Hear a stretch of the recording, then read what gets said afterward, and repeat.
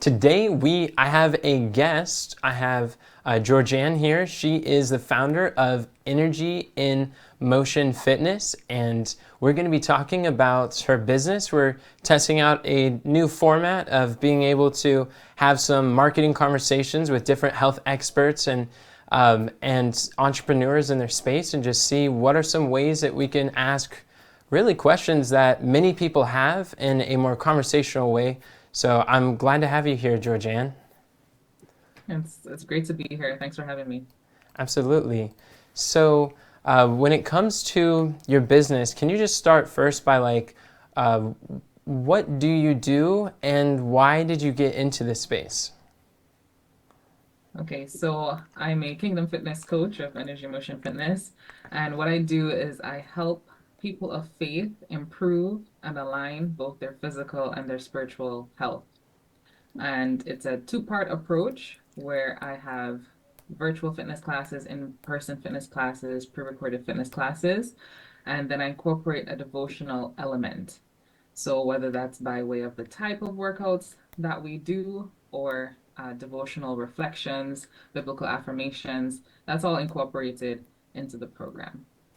And how I got started is I was teaching Zumba fitness at a big box gym here in Toronto, Canada.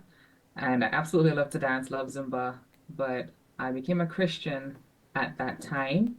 And I was learning so much about my relationship with God and the importance of our spiritual health and having that healthy relationship with God and with other believers. And what I was finding in my classes, participants would come up to me and they want this perfectly sculpted body, and it was just really heavily focused on the physical, which is fine. You want to look good. That's why you're at the gym. But I wanted the other piece that I was experiencing for people to experience that as well, and to walk away from each session not just having a good sweat, a great workout, but also the spiritual refreshment that comes with understanding more about who God is. So I wanted to create something unique. And at the time, it was a dance fitness program. And during the pandemic, I rebranded and opened it up so it's more open and accessible to persons who may not particularly be dancers, but there is that aerobic element. So that's how that started. I think that's a beautiful story, and definitely can relate with the desire to blend biblical principles with practical skills in life. And that's one of the reasons I'm excited to have this conversation together, because I really like what you're doing. And I think that there's a lot of people who are looking to pay for this and looking to find this exact type of solution. And but I know that sometimes if there's a few marketing pieces that might be missing, it's harder to actually find those people. So when it comes to like the marketing side of this mission, what would you say is like the greatest challenge that you'd face so far in having this getting these programs out to the people you desire to serve? My greatest challenge right now is the conversion. So if you look on social media, I'll get the feedback and you might look and see, okay, there's a lot of activity happening. Um, but a lot of the people who are watching, they're not clients per se. There are a few, there are a handful. But just getting people to convert and to go through the program and to just maintain that membership base, that has been my challenge to date. Just fill in the funnel or the pipeline with people who will be paying clients. Yeah, that makes a lot of sense. So the cool thing that I like about you is that you are creating content. There's a lot of health educators that are not doing that. And so you're already ahead of the curve as far as the competition goes. But what I found is, like, for me, I've been creating content since 2012. And the first 5 years of my professional experience as a health speaker, doing cooking classes and health lectures and seminars across the nation, I found that it was very hard to, like, I could teach and share or get booked to speak at events, but the conversions was really hard. It wasn't until I met a mentor. It was Dave MacArthur, who's a multimillionaire in this health space, and he generated, I think it was like 5 million at the time, through speaking. And one thing that he taught me that I had no idea when I would teach before, I would teach a lot of like the steps to do, tactics to apply, and I teach like the health principles and the process of like how, like plant-based living and nutrition, and I would teach these things, and I know they're life-changing because like I had a heart attack when I was 12. I lost 50 pounds in 3 months. I never put it back on. It's like it radically transformed and saved my life. So I know they work, but it was frustrated that people weren't really taking action towards that or investing. And one thing that he helped me to see is that is like the facts tell, but the stories sell. And he was really teaching me, instead of having like a step-by-step based like message, have like a story-centered message, like story-centered statistics, story-centered slides, story-centered science, and that like, and have a lot of case studies from people that I've worked with or people who have gotten results that are that fit my ideal client, that they could resonate with. And as I share other people's experiences, they start to believe that they could do it. Another thing that he helped me to see is that what causes people to spring to action is that all behavior is belief-based. So when we're talking about buying or investing in programs, that's a behavior, but it's based on their beliefs. So there's buying beliefs, there's buying emotions that really we want to learn to create when we're making content. And I attended an event for $1,000. I attended this Offer Mastery or this Offer Mind event by Steve Larson. He made over 8 figures in the health industry selling his health products. And one thing that he said is that he told me, I'll never forget, he said, stop creating content as a content creator and start creating content as a content marketer. There's a big difference. And he said, marketing is educating people closer to a sale.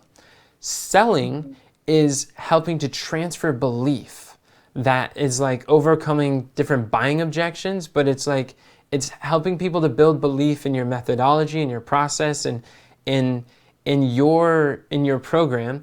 And then the difference between marketing, selling, and closing is giving people a reason to act now. Because someone could be sold and they're like, yes, I want to do this. But they didn't make the decision, like, well, maybe like next weekend or a week from now, I got to think about it. Let me pray about it. So closing is the ability to, it's like giving them reason to say, I'm ready to pull out my credit card today with urgency and I'm ready to pay you. So as far as like marketing, one of the questions you asked is like, what are common things that could be keeping me from seeing the financial track record? I would say that one of the biggest mistakes I was making, and when I started making the shift, it made a huge difference, was focusing on like the process versus the payoff. Because what people buy, they are very interested in the payoff, what they get. And one thing that I noticed a lot when I was going through your website, so if you'd like, I could pull up your website. We can take a look at it. Sound good? Sure. All right. So let me know if you can see my website when I switch. Can you see it? Yes. Cool. So it's a bit far away, but I know what's on it. yeah, I'm going to zoom in. So it didn't really fit on half my screen, but I went over to your programs, and I'm going to go to all programs. And then what I noticed, and then the flyer you sent me before, so you have these kingdom workouts, which I think is awesome. It talks about virtual workouts. You say when it starts. The program combines invigorating workout, biblical affirmations, prayer sessions, all from the comfort of your home. And you say there's like 8-class pass, which is $80. Then you say like the duration, how long it is. Then there's 16 pass, and there's a season pass, and then like 32 weeks. So the first thing that I would say is that when people are buying from you, they're not buying the pieces. The pieces is like how many like sessions it is, how long it takes, how many hours, and when they're buying, they're not buying the process. The process would be like biblical affirmations. We're doing workouts. We're doing we're doing like this plant-based diet, and you're going to have these recipes. That's not the thing that people buy. What they buy is they have problems as far as like, I've got low energy, I'm exhausted all day, or I'm overweight and I don't like who I see in the mirror when I wake up in the morning. I'm afraid to take photos because I don't want there to be evidence of how ugly and that I feel. Or they're buying where they feel like they're getting older and they don't like how wrinkly they feel. And although like fitness, motion, like motion is lotion, and you're able to move, and by mobility there's a lot of like people can look younger, they can feel better, and it's kind of like that physical appearance too, where it's not just physical appearance, but also like I what I find is that there are like there's part of like our mission of why we want to help people and what we want to sell, and there's also like what the marketplace is passionate about paying for. And what I find that works really well is to not just sell people what they need, but sell them what they want. Because like when we find out what are the outcomes, the payoffs that we get, like if we were going to sit down and think about what are all the things that people are able to do as a result of going through your virtual workouts, not so much like all the process and the pieces and the components of your offer, but what will they be able to do at the end of 8 classes that they wouldn't be able to do beforehand? So like what goes through your minds when you think about that? And before I answer, I don't know if it helps that I put the benefits on the program page for the Kingdom Fit workouts. So Kingdom Fit workouts. Oh, yeah, so break when it I down in click enroll today, no, so learn when you more. go back out, you clicked on the first one, which shows an overview, Uh-huh. and there's a list of 3. So the first one, Fit workouts, it will take you to all the benefits and the overview and all of that. So So scroll scroll back up to up, the top. go to programs and Kingdom Programs, workouts. workouts, yeah, Okay. and click on that, No, this will help. yeah, and then when you scroll down, So we're going to guide you through. I saw strengthen your body, increasing flexibility, and enhancing your overall fitness level. Whether you're a beginner or seasoned fitness enthusiast, our workouts are tailored to accommodate all skill levels, ensuring a rewarding and challenging experience for everyone. Yeah, so that's good. but then to answer your question, just so that you also have that information, I can also answer your question. So what I want them to feel, the emotion that I want them to feel, and what I want them to walk away from is when they do these morning virtual workout programs, I want them to feel energized for the day. I want them to, um, you know, have that biblical thought in their mind. So that's going to take them throughout the day in their interactions. That's something that they're going to focus on. So they're going to feel, uh, you know, connected. They had that devotional experience. They feel connected to God. They feel energized for the day. Um, yeah, just equipped mentally, physically, spiritually for the day. So, like my question, or the question that I often ask, like when taking copywriting courses and they like help us to enter the conversation that's already going on in their mind, I like to ask like, okay, before someone works with me, if like, what are they saying the day before they meet me or come in contact with my brand? Like, what is the questions or the way that they phrase it in their minds that it's like, are they like being kept up at night just thinking like, if only I had more of like biblical words going throughout my mind throughout the day, then like my problems would be solved. And although you and I know that is going to radically transform their life, is that what they're already thinking before they come in contact with us? And Right. so like I do that in my business, where I realize what people are struggling with is I help health experts to monetize their knowledge online. So what they're really looking for is they want to know how to get more clients, how to get more speaking engagements, how to reach the people that they're called to serve. And like what's going on in their mind is like, well, I want more clients who are paying me for my health advice. Or like, I want to be able to financially provide for my family and my lifestyle directly through the income from the health advice that I give. So like these are things that are like dreams that desires they already have before they meet me. So what I find that works really well is by talking about those. I find in business, we get paid to solve problems. So the way I look at it too is because I don't want to just teach people how to make money. I don't want to just teach people how to grow a business. But what I realize is like we can hook people with their attention with what they desire, like sell them what they want, and then give them what they need. So like in my high income health expert challenge, for instance, I show them the steps to become a high income, high earning health expert.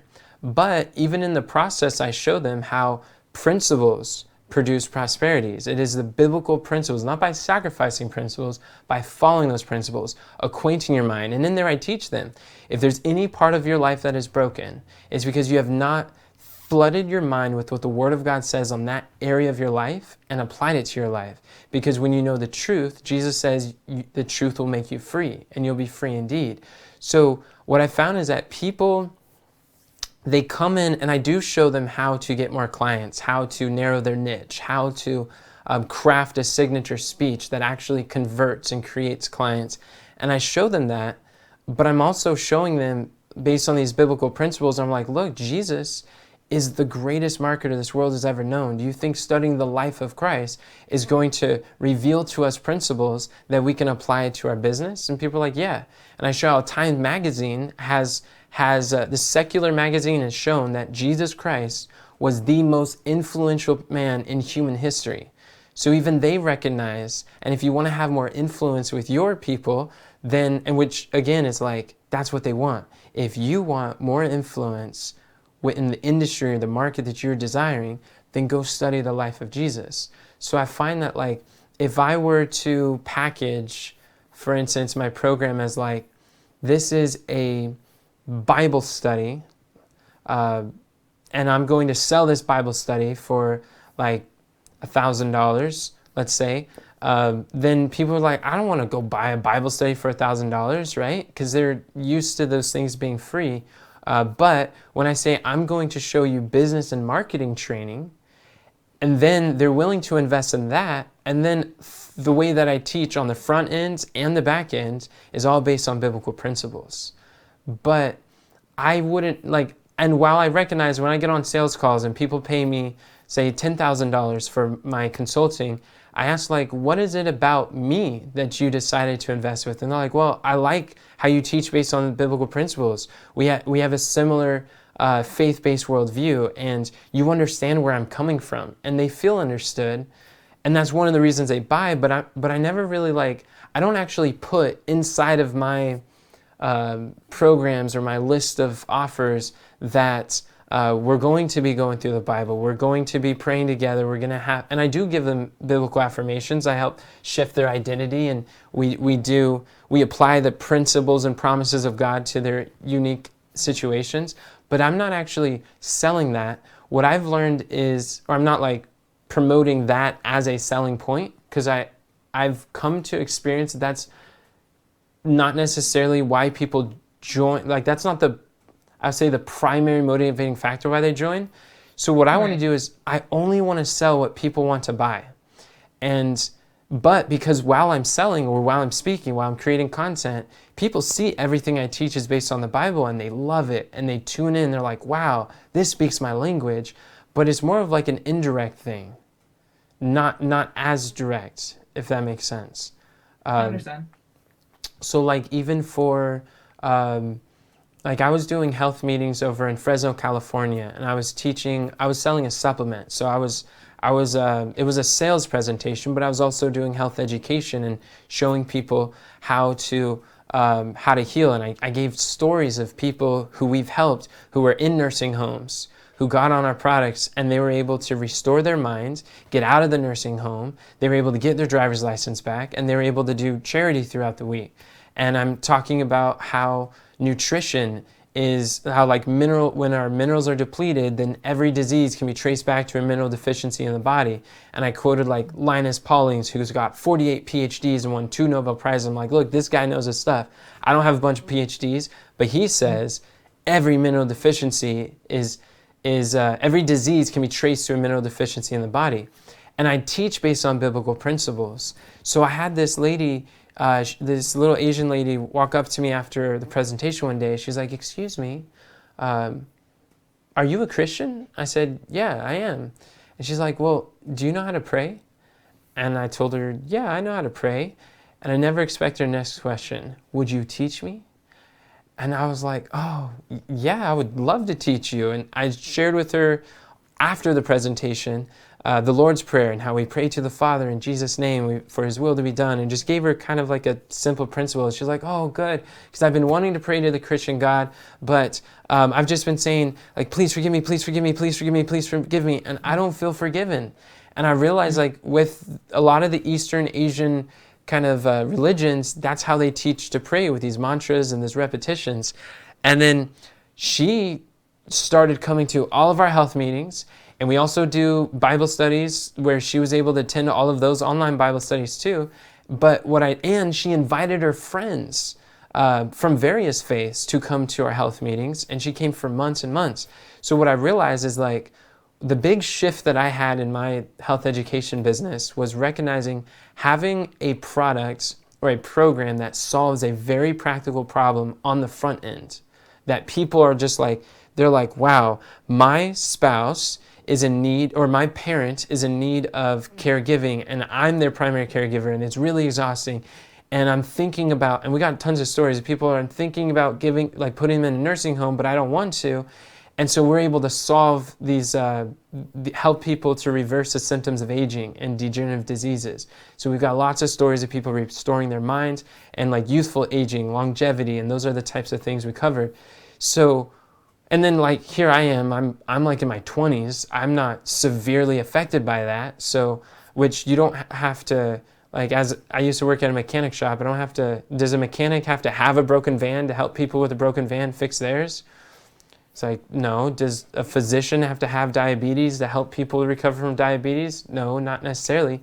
But by leveraging testimonies of like baby boomers or like older people who have like these issues with aging and how they've been helped with our products, that these stories is what helps people build belief. And as they hear it, then they start believing not only that they can do it themselves, but they start thinking of other family members, people they love and they know that needs to hear this message, and they start inviting people to our meetings. And that's where Steve Larson, he said, you want to have 80% stories and 20% steps.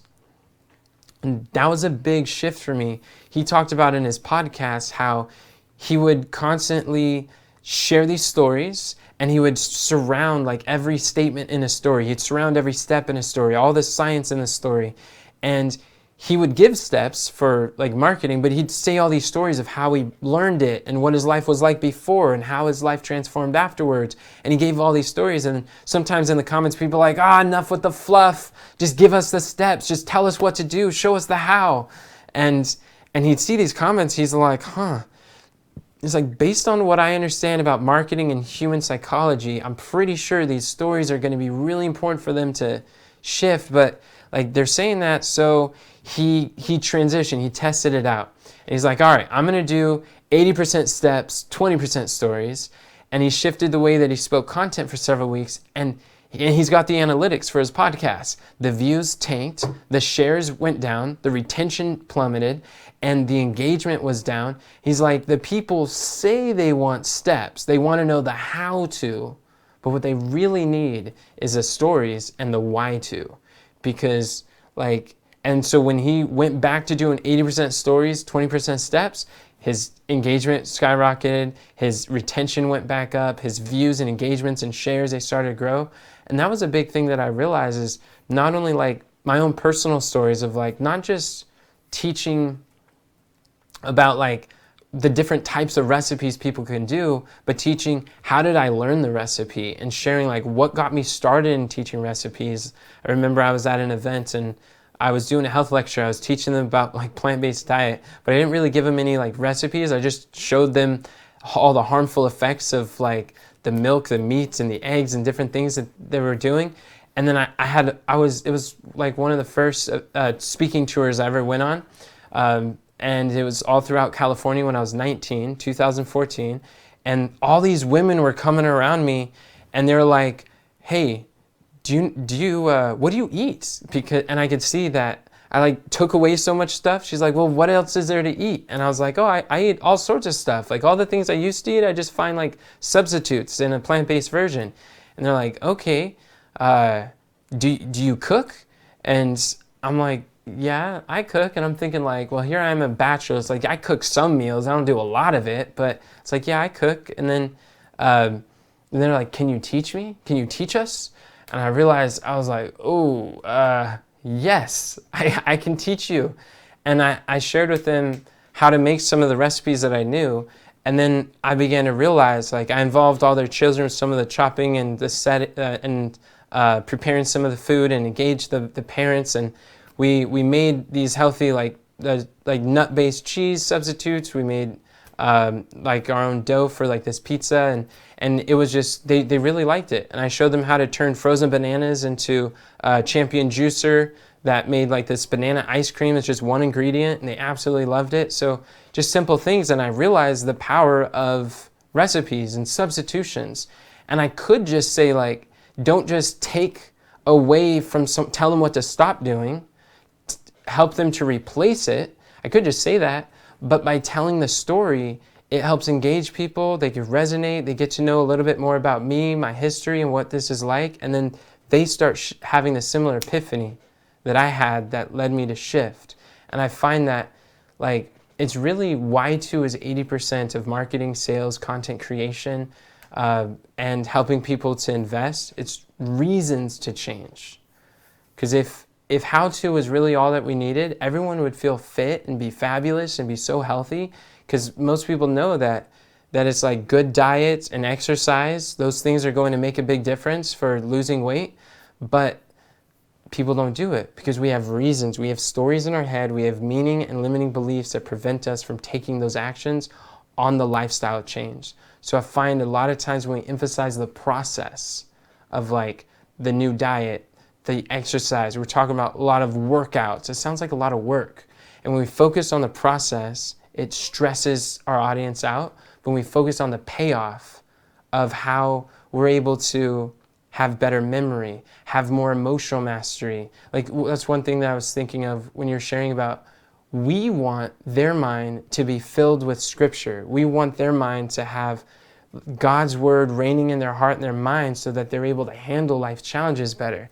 But like they're struggling, that they're dealing with anger or with frustration, poor self-image. They don't like the way that they're talking to their children, and they're not like emotionally, they don't have the emotional fitness to deal with the stresses of life. Like that's a serious pain that people are facing with the emotional struggles, and where exercise, movements, motion, nutrition, these are things that can help them emotionally. A lot of people will buy even if you're solving like that problem.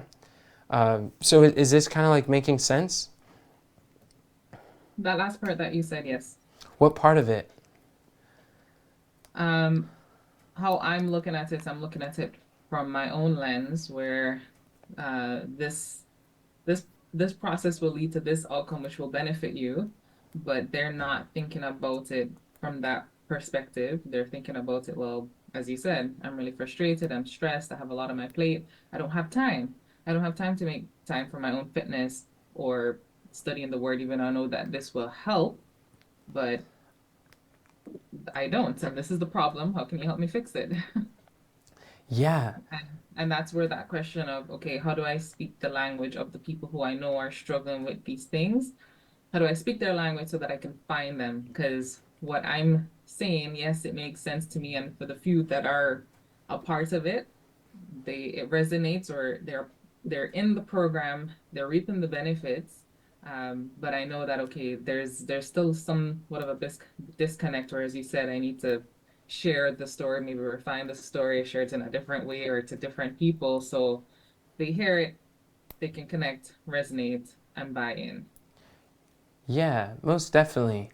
100%. And another thing that helps a lot is when I started to understand what it means to stop creating content as a content creator and start creating content as a content marketer. Well, content creators, they create content about topics they're passionate about teaching. Content marketers create content about what the market is passionate about paying for. So content creators teach concepts that they enjoy teaching about, but content marketers, they they teach concepts that overcome buying objections. Like, I don't have time to work out. I don't have time to study the Bible. This costs a lot of, like, why would I pay for fitness instructions online? And it's like, why would I pay for that when I can, like, go to YouTube for free?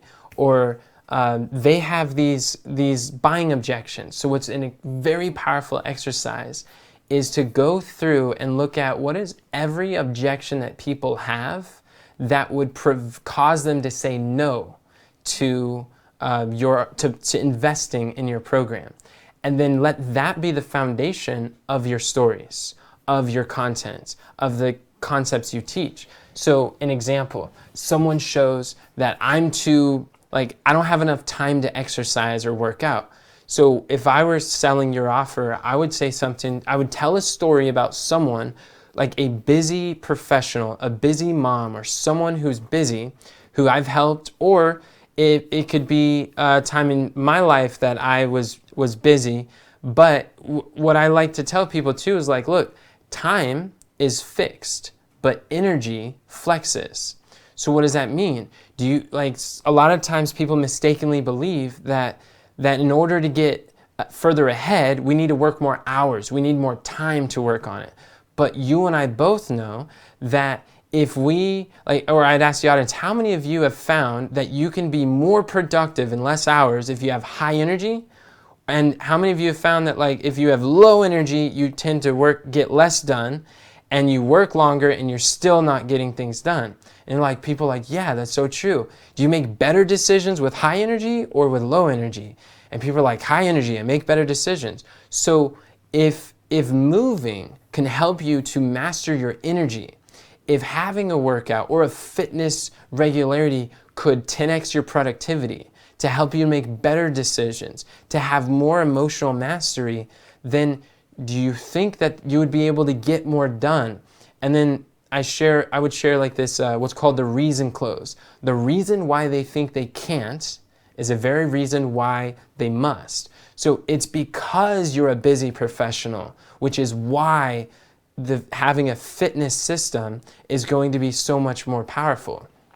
And then they realize, they're like, wow, I don't have time not to invest in fitness education.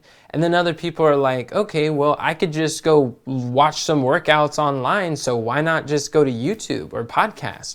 So you know that people have these objections. So in your content, you could share concepts like stories of people about how frustrating, how conflicting, how confusing it is. All the information that's online, people give all these different advice and opinions when it comes to fitness and diets, and what I like to tell people is free information is worth every penny.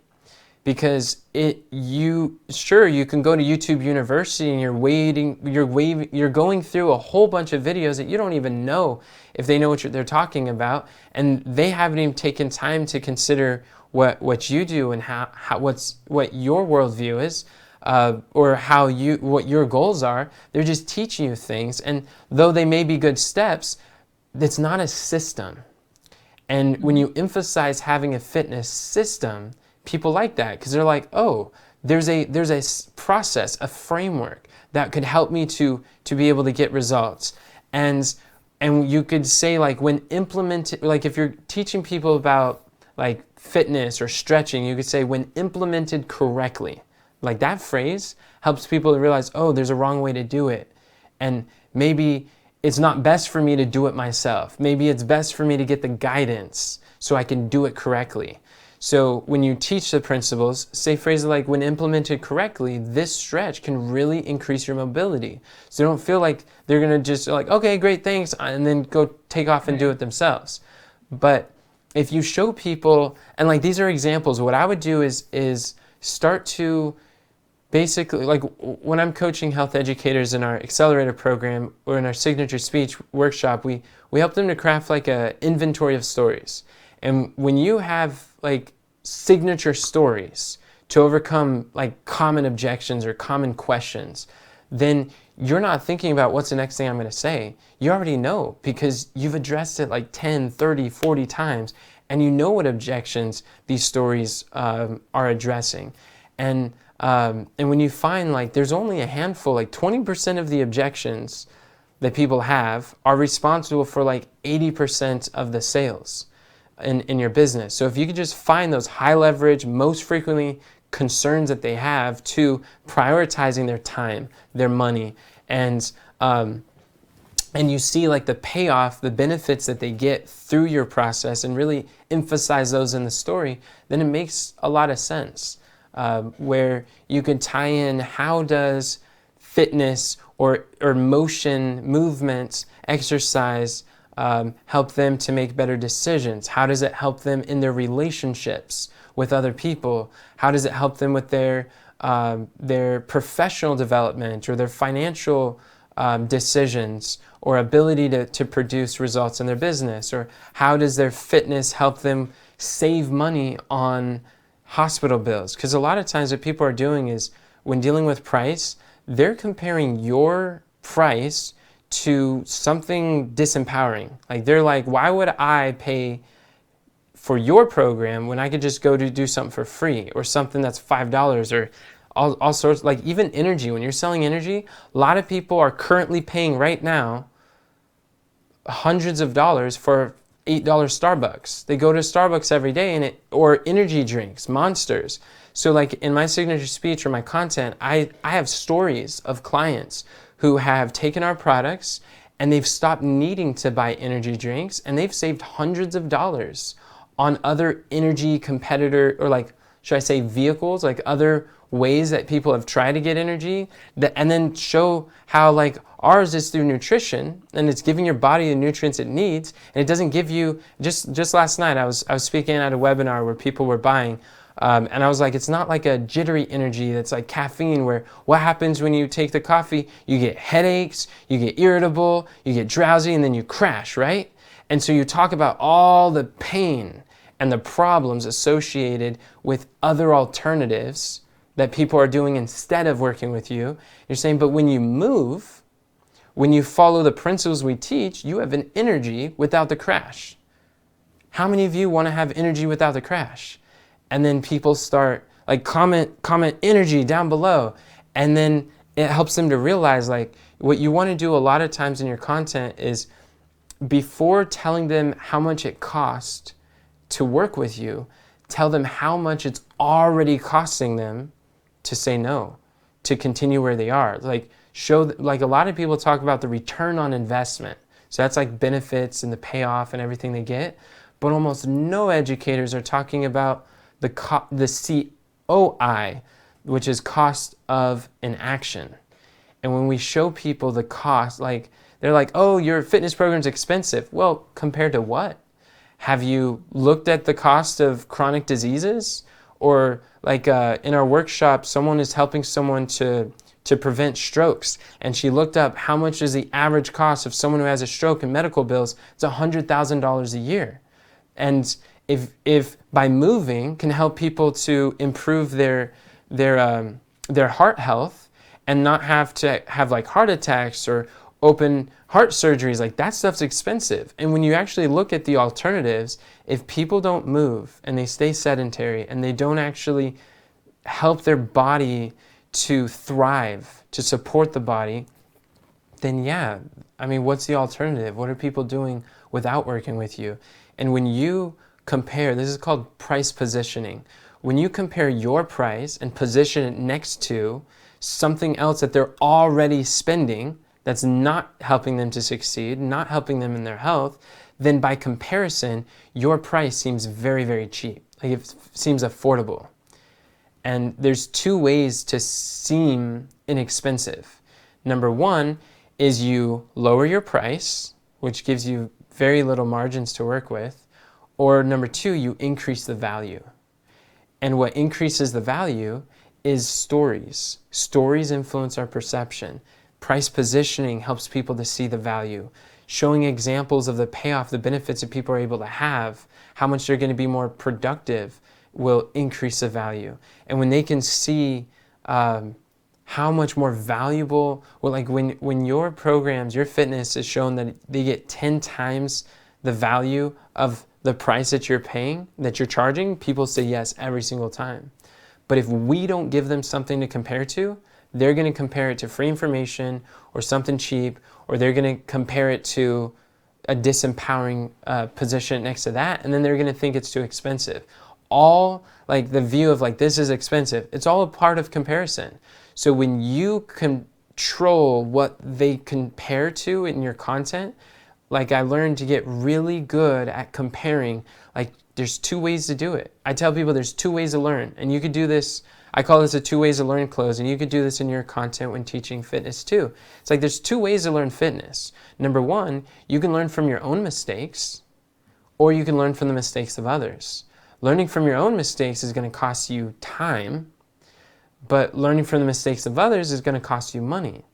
But if you could show them that your time is infinitely more valuable than money, which is true, then it's like, which would you rather spend?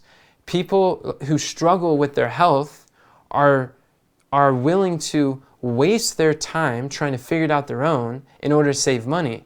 But people who have some of the greatest fitness, they'd rather spend money to save time. And now you're showing that through your mentorship, through your program, through your process, through your system, that it's actually the best investment of their money, and it's the best investment of their time to work with you, rather than trying to figure it out on their own. And you could show too, like if you're working with people who usually invest in mentorship, they don't so much invest because they think you're worth it. They invest because they think they're worth it, because it's based on their dreams, because like my time is valuable. It's because I have goals in life. I have a mission. I have a family to provide for. I've got grandchildren I want to see. I've got a business that I'm growing, and I value my dreams. So if we focus just on the process of like biblical affirmation, the nutrition, and we focus, and I don't mean just, but I'm saying like primarily on the process of like the workout, the fitness, and how to do it, then we're totally disconnected from the dream. People don't buy products, they buy dreams. And when you can show them how your methodology, your program is not the end, but it's a vehicle to the end that they desire, that's when people are like, oh, let me switch out of this old vehicle that I'm doing, like energy drinks, Starbucks, or YouTube videos. Let me jump onto your vehicle and help me get to the destination I desire. And you're really clear on what is that destination. Because when they were selling like a trip, like a ticket to Hawaii, they're not selling the airplane ride. Like who wants to buy so I could go sit on this long bus with a bunch of people's breathing air just recycled, and a little kid kicking you in the back while the baby's crying 5 sides away? That's selling the process. It's like, ain't nobody got time for that. We don't want to do that. But what are they buying? They're buying Hawaii. They're buying the destination, they're buying the beach, they're buying the tropical air, the experiences, the memories, the photographs that they get to have.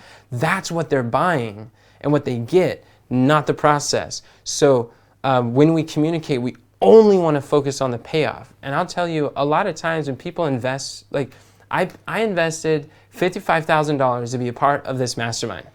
And when I got into this mastermind, there was an onboarding call where they're going to show us, like, just get us on board of everything. And then when I joined the onboarding call, like, I'm thinking in my mind, I'm like, okay, what exactly did I just buy? And the lady said, I know what you're thinking. You're thinking, and this is the same question everybody asks, is what did I just buy? I'm like, what? It's like, what do you mean by that? It's like, yeah, most people buy it and they don't actually know what the pieces are. I didn't know how many workshops I get. I didn't even know if there's a members area. I didn't know how much like time that I get to work with the mentor. I didn't know any of that stuff. And I'm like, you mean to tell me? And when I went to the event, there's like 150 people who are in this mastermind. I'm like, you mean to tell me the vast majority of these people had no idea what the pieces were that they paid $55,000 for? And she's like, yeah, they don't know. But that's what the onboarding call is for. Now we show you what you just bought. And I'm really happy for it because in that mastermind, I learned how to have my first $40,000 day. And what used to take me to make in a year, now I get to make in a day. And I'm like, wow, that's a valuable skill. So, but my point of that story is like, we think they need to know how many hours of my time you get, how many, like what the program insists, what the process is. Like I didn't actually know all the details. I knew that he's going to teach us how to learn how to sell from stage, how to sell high ticket offers, and how to do it at virtual and live events. Like I knew that. It was basic overview. But I didn't know all the nitty gritties of what it entailed. And that's one thing they showed is that only focus on the payoff primarily and these stories that helps build belief and overcome objections why people think they can't. You show them why they can with a story that helps them, that they relate to the person in the story and be very strategic that this story is overcoming specific objections. Is this making sense or like new ahas? What parts making sense for you? So when you talk about overcoming objections, I remember doing a, a couple carousels on common objections as to why people don't prioritize their physical and their spiritual health. But the missing piece or the aha would be to connect a story to it. And I see even just on social media where you have like these 2-clip videos, it shows the problem and then it's like, okay, now I interject and I tell my story and I just kind of I would close people with the value, right? um so that's the disconnect. Instead of just throwing information out there and it's like, yeah, it's great information, but packaging it or presenting it in a way that people will receive it and take action on it, because they'll I'm talking about the pain and the problem, but then also how I have this unique solution for this through a story that I'm telling. Yeah, exactly. And it's not even as much of like how to apply the unique solution or even like it's not going into detail about what the solution, like all that solution in detail is. It's more of like Right. what it is, why it matters, and when they apply it, like what will be the return on investment, and then what will be the cost if they don't apply it. When you focus on Right. like what, why, and when, those three things in a lot of your content, you can monetize the how. You can get into the nitty gritties and you can show them once they're your client. But on the front end, you really want to help them to give clarity of like why they have their problem, like what is a solution, why it matters, and then when they do it, what will be the payoff and what will be the price and the pain if they don't follow it. And that formula works really well. And you could monetize the implementation of it. Gotcha. So when it comes to like ways for getting clients, so you have clients now, how have you been able to, like where have most of your customers been coming from so far? Um, one was from WhatsApp, one was from Facebook, and another was from, I did a free virtual class they took it. Um, and then they wanted to continue because of the problems that they were having. Um, and so I got them through that way. And then another person was a referral. So she invited her friend to join with her. So different avenues. So one person from Instagram. So Instagram, Facebook, WhatsApp, free virtual class, word of mouth, you know, and some of them are in my warm market. It's like friends and family. That makes sense. So do you have strategies for reaching like cold market or people who don't know you yet? Or what have you found to be effective in that realm?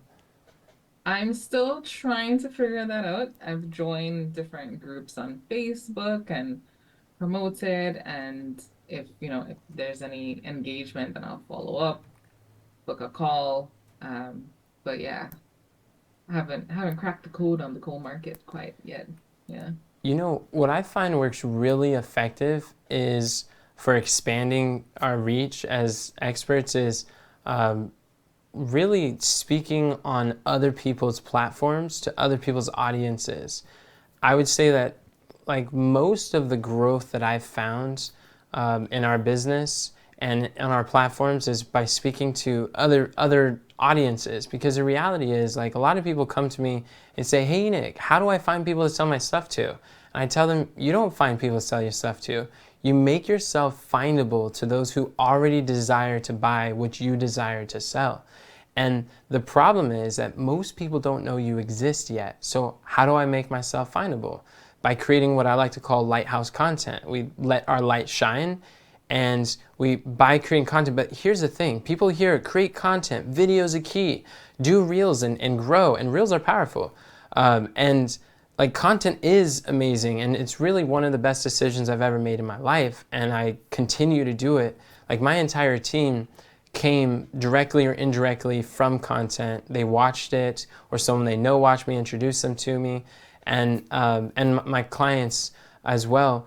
But what I find is really powerful is there are already, when you get really clear on who you're looking for, there's already congregations, if you will, that are online, YouTube channels with I've spoken on YouTube channels with over 200,000 subscribers, podcasts with over 100,000, 200,000 listeners.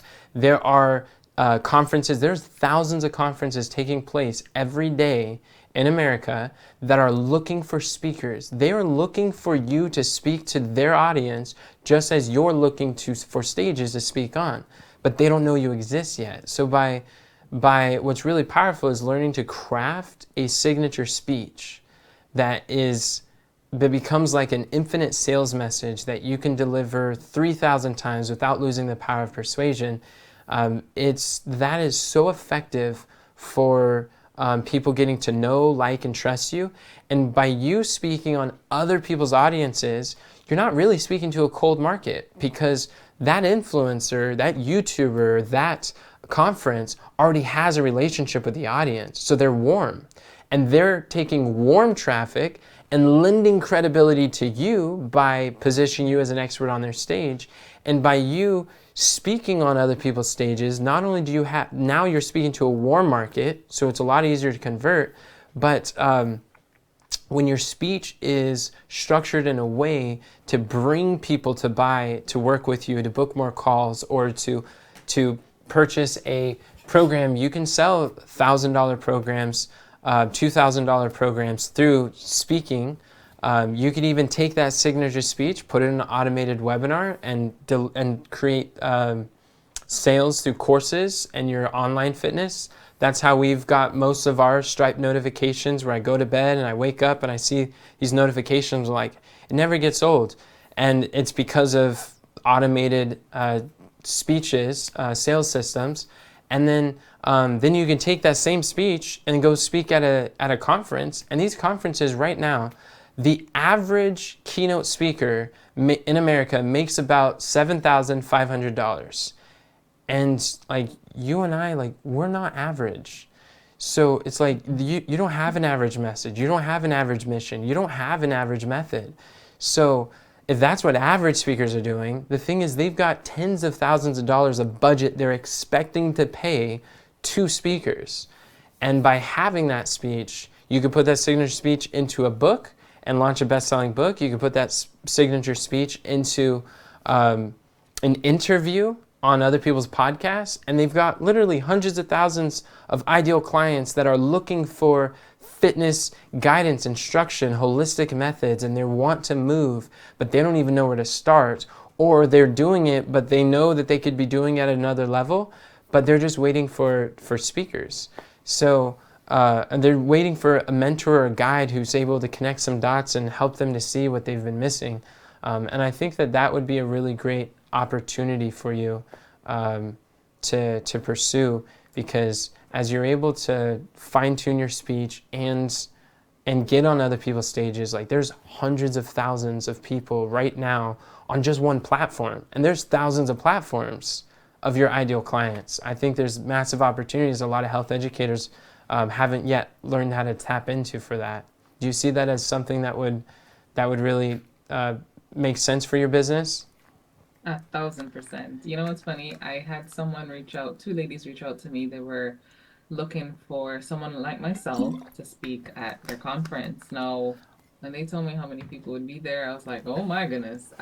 I've spoken on big stages, and I have no fear of speaking on big stages, but I've never spoken on that big of a stage. But I was like, I'll figure it out. I'll work on it, work on my presentation. And they did not get back to me, unfortunately, but it was encouraging for me because I'm like, here's the potential of, being called to speak. And so that's where I really started to take the preparation seriously. I was able to speak with a group of, how many people were on? I think 300 virtual assistants out in the Philippines, and I delivered a presentation. But I like what you said about crafting a signature speech. So now it has got me thinking. I have considered, a webinar and putting different presentations out there for people to access, but I'm definitely excited and open at the prospect of speaking on stages. It's actually right in front of me on my vision board. So that's cool. Yeah. That's exciting. Yeah, I think I saw some of the testimonials from the Filipino VAs. Are some of them on your website? That's cool. They were really excited about that training. And that's pretty cool. Yeah, the signature speech is powerful because the first 300 presentations that I delivered on stages, I created brand new from scratch. It was different every time. And so I was doing every time I spoke, started from scratch, doing something new. And I thought, because I had a mentor with a limiting belief that he thought that he could never repeat the same message twice because his videos go out and people are looking for something new. And then I met a guy we were at Washington, D.C. doing some health meetings over there for the senators and the staffs there and just the leaders of our nation. And he was doing these health lectures, and he had slides, he had presentations, he would go on these health seminars, and he did it for a living. And I'm like, he's just got all his material really well put together. And I'm like, a lot of the speakers I know of, they don't have all that stuff put together. But I'm like, how's he able to do that? He told me how he traveled with Agatha Thrash, this doctor, for 8 years, and how she had these same signature speeches, like the slides, and she might mix them up a bit depending on the audience, but she delivered the same basic structure over and over. And it really simplified the process where you're no longer thinking about what am I going to teach, but you're able to focus on how you're delivering and how you're meeting the needs of the people and learning far more different engaging skills. And I realized that constantly trying to recreate new stuff over and over and over, that was what was preventing me from actually improving in my speaking. But by learning to create a signature speech, that allows me to really maximize opportunities when I do get invited to speak on big stages. I'm ready to go. I'm not wondering oh no, what am I going to say? I already know what I'm going to say. I've said it hundreds of times, and then it really simplifies that a lot, and then you could just make it better and better every time. And really, on the back of one signature speech, that's how our family business was able to grow to over $500,000 in profit. And it's not by changing the message, it's by changing the audience. So it feels new because it's new for them. And also when you have that signature speech, what we do is like we help people to chop that, like find the portions and stories, and that becomes like your content strategy for the next year, where you're able to test out and tweak, expand, repeat, and enlarge, and get a lot of feedback in your content throughout the year for, and it's all optimized and it's already thought through. And I realize that's another thing that a lot of successful health educators are doing is they'll put some decent effort on one speech, like long form, sales, marketing, messaging, and then they'll repurpose it into as many different ways as possible, from sales pages to webinars to reels to just across the board, and that really helps a lot. So, Right. so I think that our, I know we've been on the call for a while, so let's start wrapping it up. But what are there any like last things or questions or that you would like to talk about on this call before we go? I think I had two questions. I'm not sure if we touched on it about the transition, but I know time won't allow. But I think what I've gained so far is helpful enough to refine and expand upon. So Awesome. I'm happy to hear. And I'm glad we were able to get together and hop on the call and solve some practical problems. Are you glad you joined? oh yeah, 100%. I'm always open to learning something new and refining and growing. So yeah, always happy for the opportunity. Awesome. And for those who are watching, if you would like to get on a consultation call together, I'm testing out a new format and I'm going to be inviting different health educators to come on. We could talk about your business, see some strategies that are working that could fit together. And if I was growing your business, what would I do? And if you'd like, then just comment consulting down below, and I'd be happy to share with you a link how we can book a call. I don't know how long I'll be doing this, but we will. But if you type in consulting, we'll figure it out, and we'll schedule some times that we can. I'm opening some times in my calendar so we could do more of this. I think this content it's fun. I enjoy it, and I think it's valuable, so I'm looking forward to doing more of it. Well, thank you for watching, and subscribe, follow for more videos, and definitely check out Georganne Energy in Motion Fitness, because she's got a lot to offer, and if you're interested in fitness, then I think you can learn from her too.